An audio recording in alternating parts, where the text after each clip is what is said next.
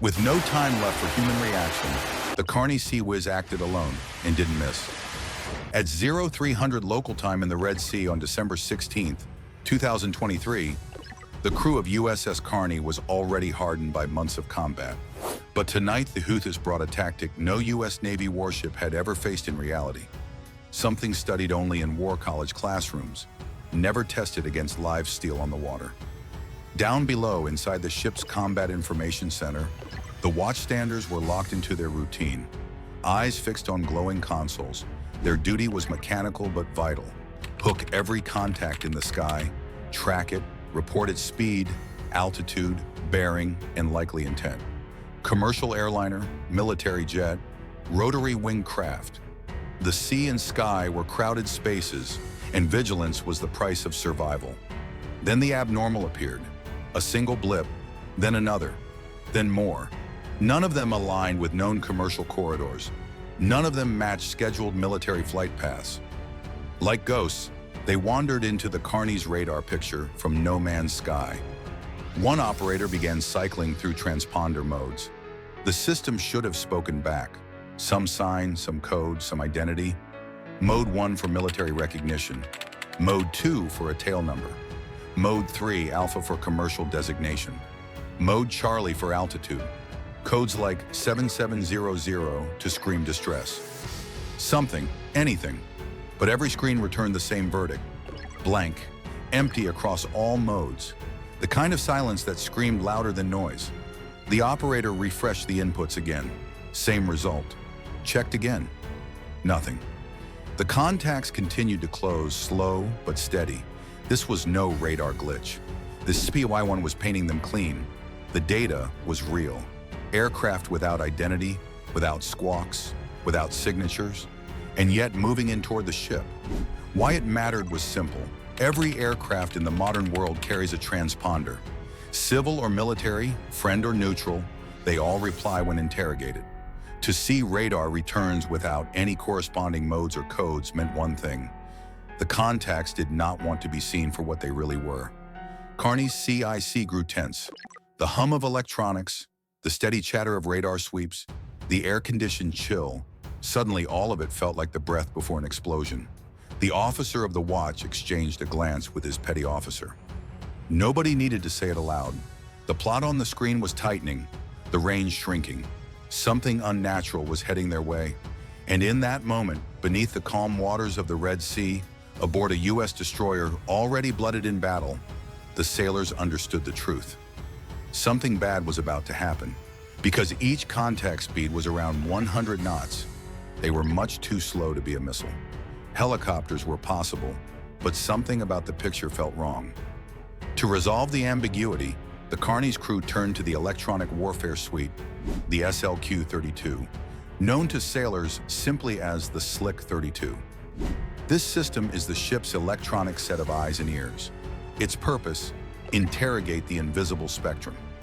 Because almost everything that moves in the battlespace, ships, aircraft, missiles, helicopters, carries some form of radar or emitter. The Slick 32 hunts across the 2 to 18 gigahertz range, pulling in signals from more than 200 nautical miles away, then matching what it hears against a mission library containing thousands of known emitters. In a normal engagement, the process is simple. SPY radar paints a contact at 150 miles. The aircraft squawks a valid military code. The Slick 32 identifies a radar signature belonging to a specific fighter. Together, those inputs give a positive identification. But tonight, nothing matched. The inbound tracks were silent. No squawks, no modes, no emissions. Only erratic flying, a large mass of small returns moving together like a shoal of fish. SPY could see them, but the Slick 32 had nothing to lock onto. That silence carried its own meaning. There was only one explanation for a radar picture like this: a drone swarm. After positively confirming that the Carney was under attack by a drone swarm, the ship's tactical action officer began forming a plan. But there wasn't much time. The drones had been detected late, only 15 nautical miles out, because each carried a radar cross-section barely the size of a bird, about 0.01 square meters. Flying just 10 feet above the waves, they had hugged the sea's surface until the last possible moment. At their current speed, less than 7 minutes remained before the first Shahed slammed into the destroyer's skin. Each carried only a 100-pound warhead, but that was enough. A single strike into the mast could blind SPY radar, cripple communications, and force the Carney to withdraw from the fight. The TAO knew there was no room for hesitation. Contacts were converging from multiple bearings. The largest cluster, 8 drones, was approaching from relative bearing 090 starboard side. Carney's answer would be decisive: Standard Missile 2. The SM-2 is the bread and butter of American naval air defense. Mach 3.5, vertically launched from the ship's VLS, it accelerates into the sky and turns downrange, riding guidance before switching to its own active seeker. 30 seconds to intercept. At the final moments, the missile sees for itself, locking onto the radar picture of the target. Critics often point out the economics, spending a $2 million missile to kill drones that cost less than a luxury car. But cost is irrelevant when survival is at stake. And against swarms, the math favors the SM-2. Individually, each Shahed barely registers on radar. Together, 8 of them create a return as strong as a cruise missile. That made them a perfect target. The SM-2's warhead scatters 5,000 high-velocity fragments across a lethal envelope of nearly 7,000 square meters.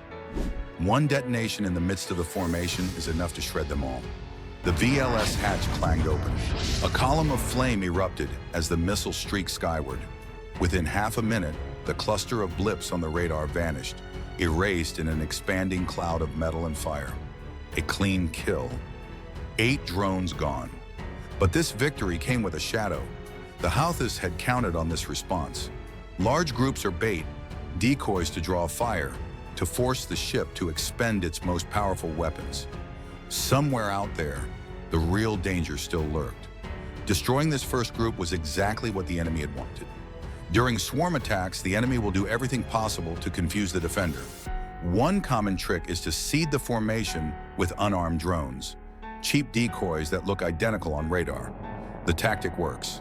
The defending ship instinctively targets the largest group first, burning precious missiles to wipe out what might be nothing more than flying bait. The real danger, however, comes from the singles, the lone drones weaving erratically from other angles, creeping closer while the main swarm draws attention. Against a weaker navy, such deception could overwhelm defenses and deliver a crippling blow. But USS Carney is no ordinary ship. For her crew, this was not panic, but practice. Extra target drills, executed under fire. The hunt was only shifting to its next phase.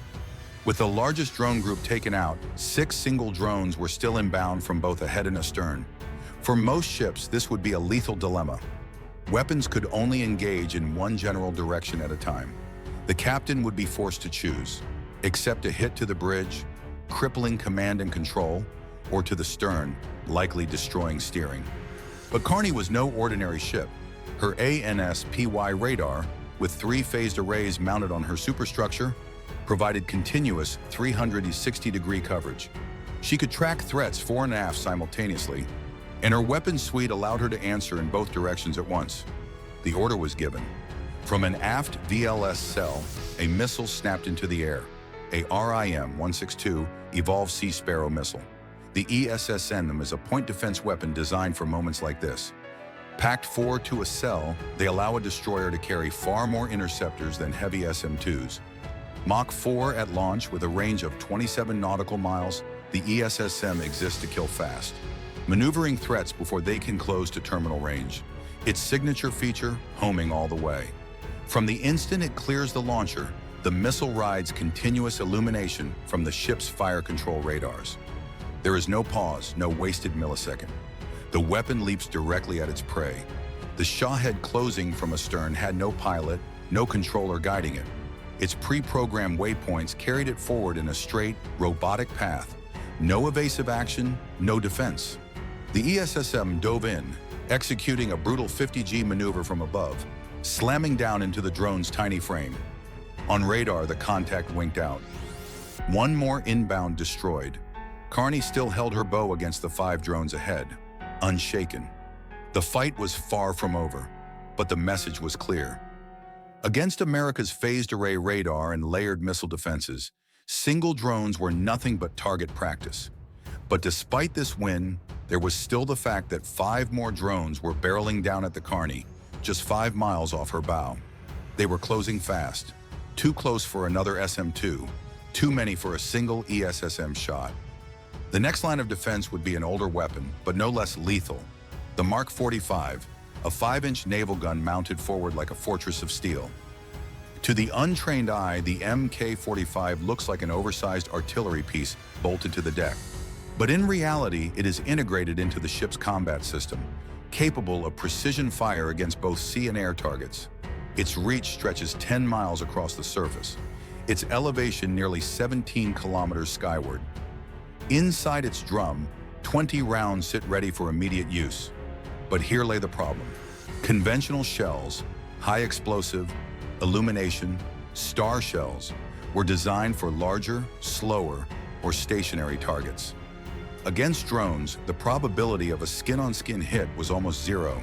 The best chance lay not in striking directly, but in detonating close enough to shred them with fragments.